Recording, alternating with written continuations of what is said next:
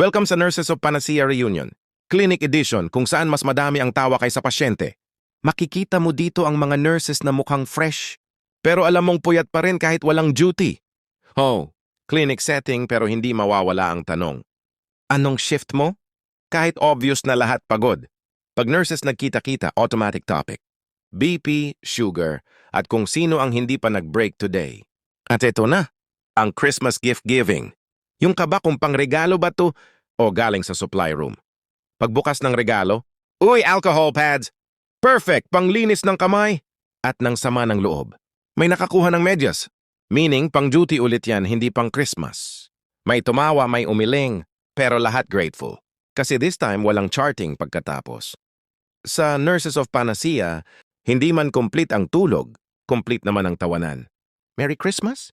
Next reunion sana, may bonus, may break at walang overtime.